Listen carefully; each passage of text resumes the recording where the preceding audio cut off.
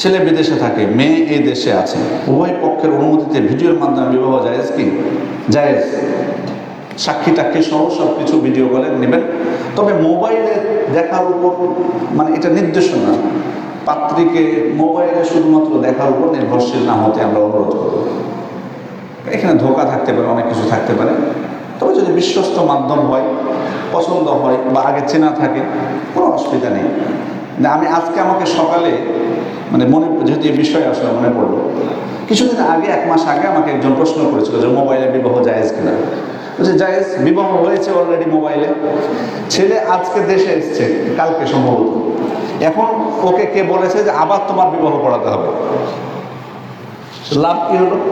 আমাকে আজকে ফোন দিয়েছে আবার যে বিবাহকে আবার পড়াতে হবে।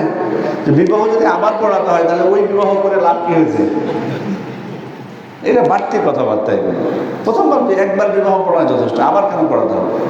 যদি বিবাহ পড়াতে হয় তার মানে ওই বিবাহ হয়নি, তাহলে পড়ালেন কেন আপনারা? যে এটুকু বিশ্বাস না থাকে।